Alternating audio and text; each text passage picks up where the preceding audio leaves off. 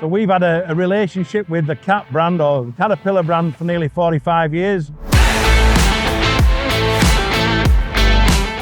Late father-in-law, founded the company back in 1980. We've a 90% cat fleet. We extract the stone.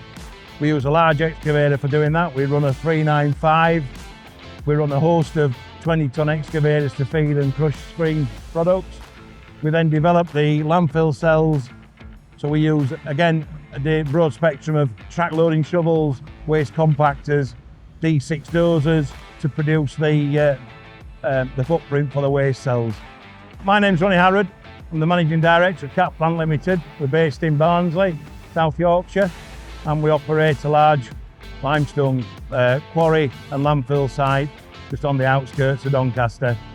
So we operate on a daily basis a pair of D6s. We've got an electric drive D6 XE, and we have a D6 again which assists in operations around the quarry.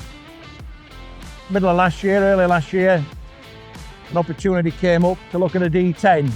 This was an ex-power station dozer, quite good on the running gear, quite a new engine in it, and then we've done the rest of it with the Finning Leeds branch and the team in the workshop. 6 to 8 months ago, Ronnie approached us potentially looking at a D10. We didn't go down the new route, but financially the cost didn't stack up because of ultimately the machine probably only going to do a limited number of hours per year.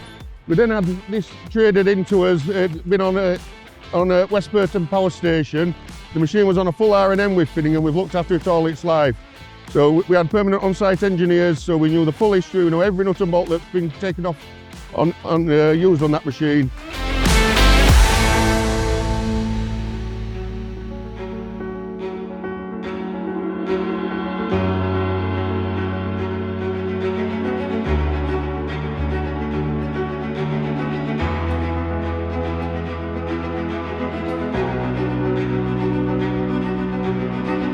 So what we propose to do with Ronnie is we carried out a Caterpillar certified hydraulic rebuild, which includes changing all the hoses, resealing all the cylinders, having all the valve blocks resealed.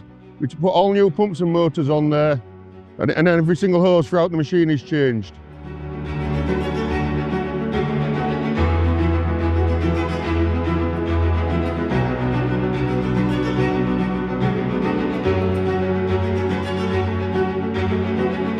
The machine was fully stripped down at Leeds. We started off by taking off the radiator, the engine and torque converter out, the final drives off, all the side frames were removed, and then the components were sent to our component rebuild centre where they overhauled them, and the workshop engineers started carrying out the repairs to the hydraulics.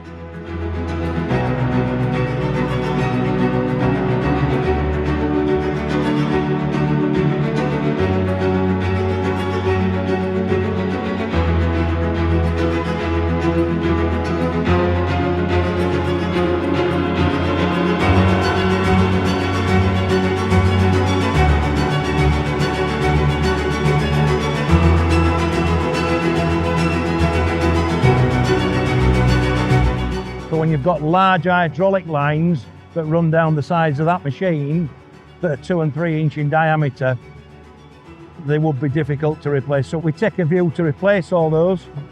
We shot blast all the frame down inside, and that's all painted. And then we repainted the engine and torque converter before refitting. We completely overhauled the cooling pack, completely overhauled both final drives and brakes, and then the machine had a full shot blast and paint.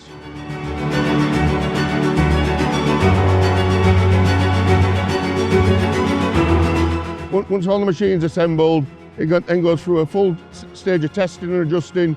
And we make sure all the specs are right, we do all the oil samples, we check all the wear levels are correct before it's returned to the customer. So during the rebuild process, Ronnie would regularly come to Leeds. He wanted to be involved in every part of the decision making. He wanted to see the rebuild progress.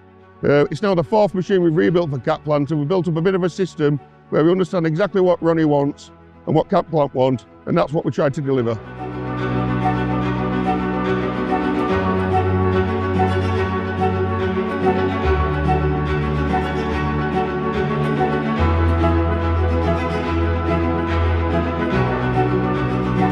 Well, it's the fourth rebuild that we've trusted Finnings to do with us, and that's the product that we've ended up with now. The rebuild gives us peace of mind. It gives us a warranty, and when you look at some of the components in there, to do a rebuild before failure is certainly more cost effective. So we think that's the way forward on some of the bigger kit. And I'm hopeful that the D10T will give us some life here with lots of development to do.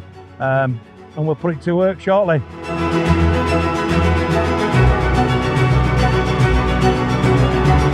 As a cost comparison, this rebuild is approximately 40% of a new machine, but as you can see, it looks like new, and it'll give like new performance for many years and many thousand hours to come.